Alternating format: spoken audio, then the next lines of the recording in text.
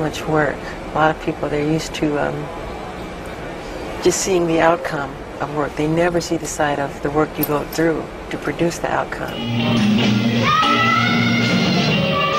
We would move the table because it was a small house the size of a two-car garage, and we would pull all our stuff out and we'd be rehearsing. The doorbell would ring and there'd be a neighbor across the street. But can they come out to play? And I said, no, not today. We have a show that we're practicing.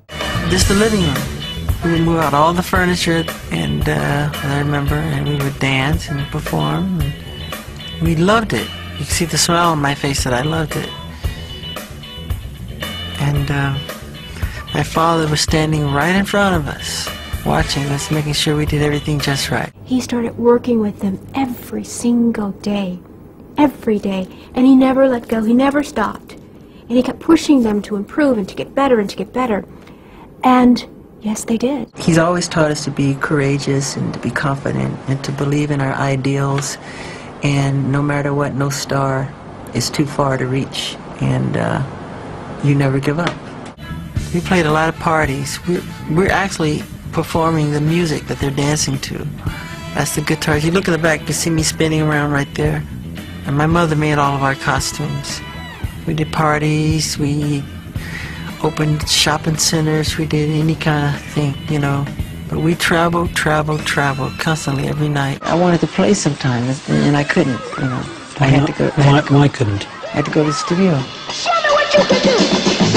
Shake it, baby. Come on now. Shake it, baby. Michael was very professional at that age.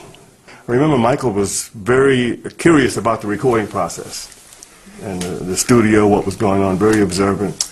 Yeah, after the session was over, he'd come to me and Freddie for like, well, how did you all do this, you know, what do you mean chords, you know, a simple chord, you know. And then we'd say, if you want to get in the songwriting, all you have to do is just master 3 or 4 chords. 3 or 4 chords, you know, and you could run with that, you know.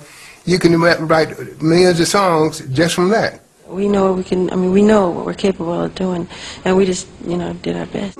In late 1982, Quincy gathered his A-team at Westlake Studios in Los Angeles. It was here they set about recording what was to become the biggest-selling album of all time. We made Thriller in 8 weeks. Michael didn't flinch, you know. He was so tired some nights, he was ready to fall on the floor. We'd stay up 5 days, 5 nights. This is me experimenting with socks for Thriller. Glow socks, light socks, rhinestone socks. I tried everything. I didn't want to copy people. I wanted to be an innovator, a pioneer.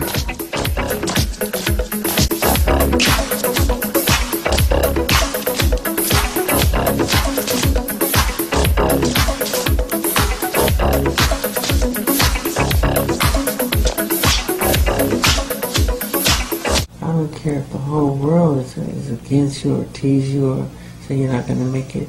Believe in yourself, no matter what. I was at some of the recording sessions for Thriller, and I remember Michael put posters up all over the place that, you know, was going to sell 100 million records. But Quincy disagreed with him, and he pitched a little bit of a fit. If Quincy doesn't believe in this record the way I do, then let's cancel the whole thing. Fine, we're just not going to put it out. Thriller is canceled. But Michael said to me he wasn't really going to cancel the release of that record. It was motivating people. The only way he felt he could achieve that was to pull the project from them, get them all upset and worried, and then give it back to them and make them prove to him that they all had the same vision that he had. Study the greats and become greater. Every time I do an album, I write almost nearly 100 or over 100 songs, so we have to cipher them down, and Smooth Criminal almost did not make it on the album. Sometimes I'll close myself in a room and I'll just put on spotlights and put on my sister's music, Janet's music, and I'll dance.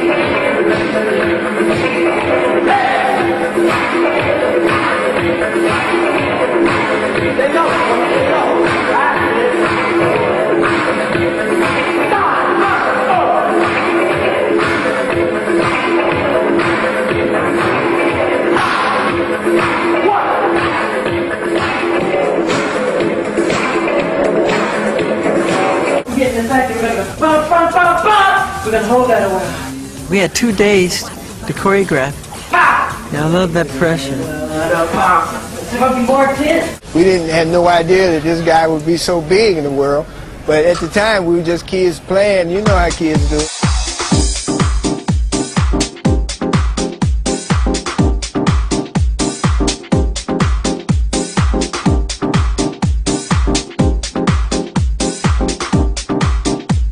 Presented it as, you know, I didn't sleep last night, you know, I was getting ideas and they were coming to me and I had to act on them because they were wonderful. And I'll never forget this crazy story. Michael calls me and he says, why can't we create new sounds? I said, what do you mean? He was like, someone created a drum, right? Someone created a piano. Why can't we create the next instrument? And they say, why, tell us that instrument, they know why.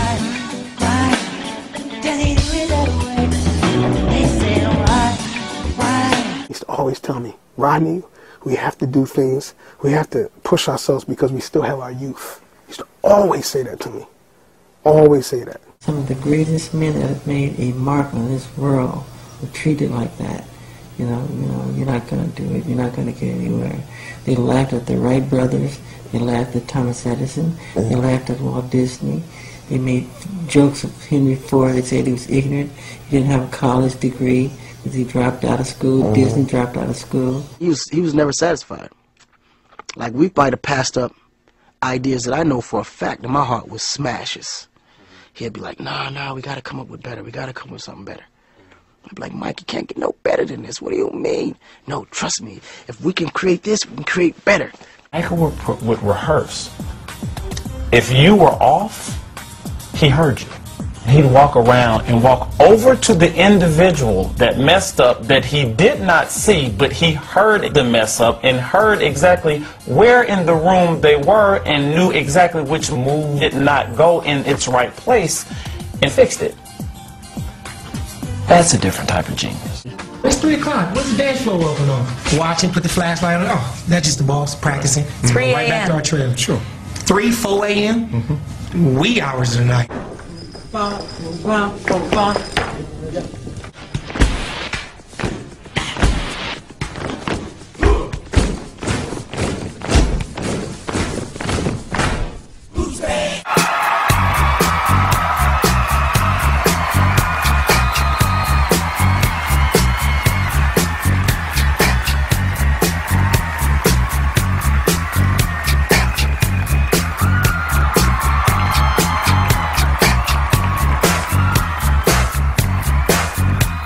Ever look back and contemplate, my goodness, Thriller is the biggest selling musical performance ever? Do you ever get your arms around that? I think about it sometimes, but I try not to think about it too hard because I don't want my subconscious mind to think, look, I've done it all, you're done now, and no, there's so much. That's why I don't put awards or trophies in my house. You won't find a gold record anywhere in my house because it makes you feel you've accomplished. Look what I've done. But I always want to feel, no, I haven't done it yet.